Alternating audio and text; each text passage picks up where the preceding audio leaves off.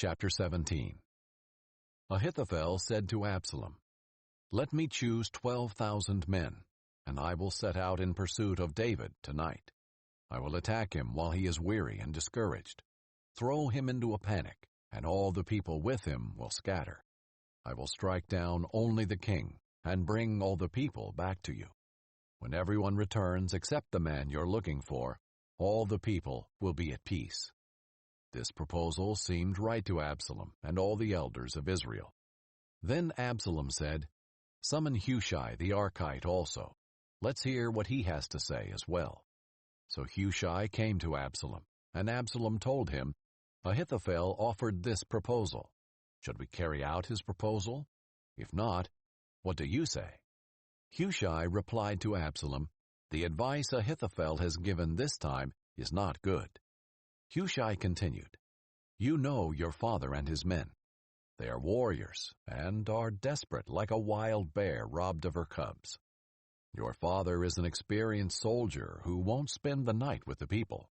He's probably already hiding in one of the caves or some other place. If some of our troops fall first, someone is sure to hear and say, 'There's been a slaughter among the people who follow Absalom.'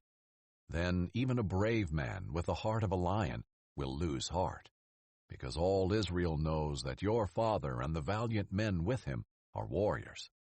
Instead, I advise that all Israel from Dan to Beersheba, as numerous as the sand by the sea, be gathered to you, and that you personally go into battle.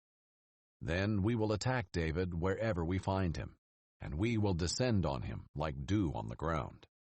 Not even one will be left, neither he nor any of the men with him. If he retreats to some city, all Israel will bring ropes to that city, and we will drag its stones into the valley until not even a pebble can be found there." Since the Lord had decreed that Ahithophel's good advice be undermined in order to bring about Absalom's ruin, Absalom and all the men of Israel said, "The advice of Hushai the Archite is better than Ahithophel's advice." Hushai then told the priests Zadok and Abiathar, "This is what Ahithophel advised Absalom and the elders of Israel, and this is what I advised. Now send someone quickly and tell David, 'Don't spend the night at the wilderness ford, but be sure to cross over the Jordan, or the king and all the people with him will be devoured.'"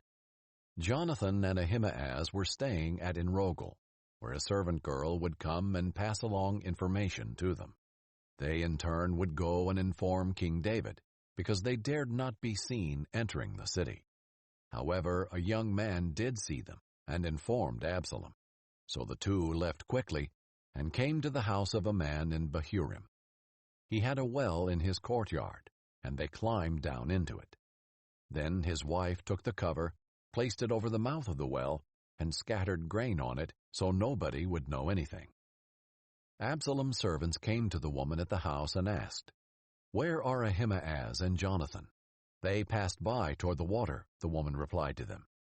The men searched but did not find them, so they returned to Jerusalem. After they had gone, Ahimaaz and Jonathan climbed out of the well and went and informed King David. They told him, "Get up and immediately ford the river, for Ahithophel has given this advice against you." So David and all the people with him got up and crossed the Jordan. By daybreak there was no one who had not crossed the Jordan. When Ahithophel realized that his advice had not been followed, he saddled his donkey and set out for his house in his hometown. He set his house in order and hanged himself. So he died and was buried in his father's tomb. David had arrived at Mahanaim by the time Absalom crossed the Jordan with all the men of Israel. Now Absalom had appointed Amasa over the army in Joab's place. Amasa was the son of a man named Ithra the Israelite. Ithra had married Abigail, daughter of Nahash. Abigail was a sister to Zeruiah, Joab's mother, and Israel and Absalom camped in the land of Gilead. When David came to Mahanaim, Shobai, son of Nahash from Rabbah of the Ammonites, Makir, son of Amiel from Lodebar, and Barzillai the Gileadite from Rogelim brought beds, basins, and pottery items. They also brought wheat, barley, flour, roasted grain, beans, lentils, honey, curds, sheep, goats, and cheese from the herd for David and the people with him to eat. They had reasoned, the people must be hungry, exhausted, and thirsty in the wilderness.